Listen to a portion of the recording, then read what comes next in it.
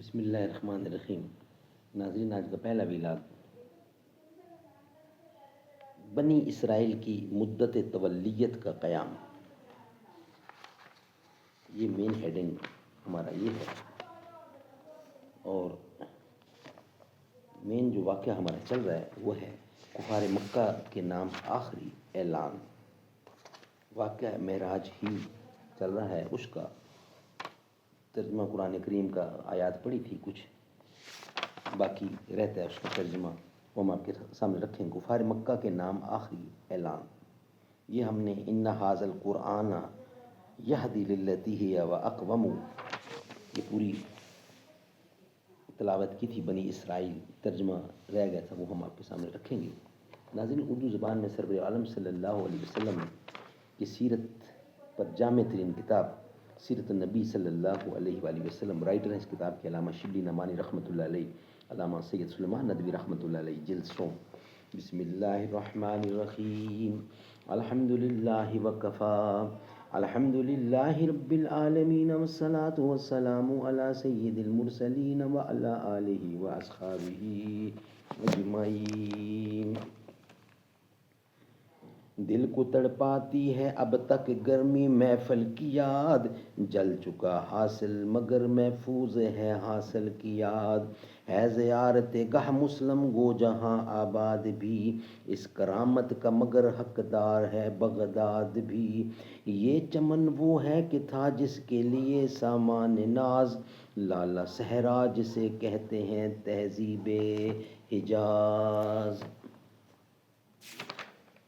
یہ قرآن وہ راستہ بتاتا ہے جو سب سے زیادہ سیدھا، اور ان مومنوں کو جو نیک کام کرتے ہیں بشارت دیتا ہے۔ یہ بشارت دیتا ہے کہ ان کے لیے بڑی مزدوری ہے، اور یہ بتاتا ہے کہ وہ لوگ جن کو آخرت پر ایمان نہیں، ہم نے ان کے لیے دردناک عذاب تیار کیا ہے۔ انسان کبھی برائی یعنی عذاب کو بھی اس طرح چاہتا ہے جس طرح بھلائی کو۔ انسان بڑا ہی عجلت پسند واقعہ ہوا ہے۔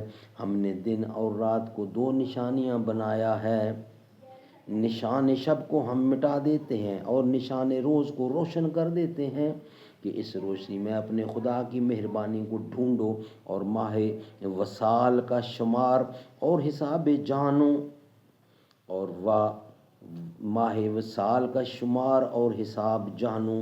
ہم نے ہر چیز کھول کر بیان کر دی، اور ہر انسان کے لیے نیک و بد کو اسی کی گردن میں ڈال دیا ہے۔ قیامت کے دن ہم اس کے اعمال نامہ کو نکالیں گے، جس کو وہ کھلا ہوا پائے گا، اور اس وقت ہم اس سے کہیں گے کہ لو اپنا اعمال نامہ پڑھو، آج تم ہی اپنا حساب آپ لے لو، آج تم ہی اپنا حساب آپ لے لو۔ تو جو ہدایت کو قبول کرتا ہے وہ خود اپنے لیے کرتا ہے، اور جو گمراہ ہوتا ہے وہ اپنے لیے۔ کوئی ایک دوسرے کے بوجھ کو نہیں اٹھاتا، اور ہم اس وقت تک عذاب نازل نہیں کرتے جب تک ایک پیغمبر نہ بھیج دیں، اور جب کسی آبادی کو ہلاک کرنا ہوتا ہے تو ہم وہاں کے دولت مندوں کو حکم دیتے ہیں، تو وہ اس میں فسق و فجور کرتے ہیں، تو اس پر قانون الہی کے مطابق سزا واجب ہو جاتی ہے، تو ہم اس آبادی کو تباہ و برباد کر دیتے ہیں۔ اور یاد کرو نوح کے بعد سے ہم کتنی قوموں کو ہلاک کر چکے ہیں۔ تیرا پروردگار اپنے بندوں کے گناہوں کی خبر رکھتا ہے، اور دیکھتا ہے جو اس دنیا کا نفع عاجل چاہتے ہیں، تو ان میں سے جس کے لیے ہم چاہتے ہیں اسی دنیا کا نفع عاجل اس کو دے دیتے ہیں، پھر دوزخ کو اس کا ٹھکانہ بناتے ہیں، جس میں وہ ہر طرح برا ٹھہر کر راندہ درگاہ بن کر داخل ہوگا۔ اور جو آخرت کو چاہے گا اور آخرت کے لیے کوشش کرے گا اور وہ مومن ہوگا، تو اس کی کوشش خدا کے یہاں مشکور ہوگی۔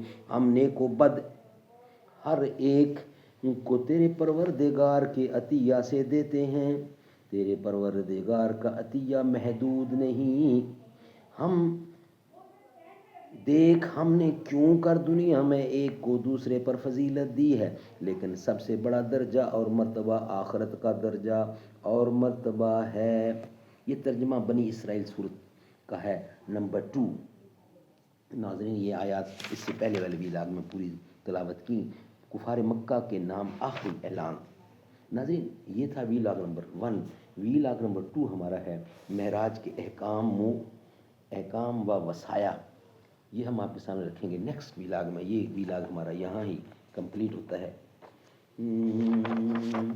ہم شان صحابہ پر گردن کٹا دیں گے، آقا کے صحابہ پر دل جان لٹا دیں گے.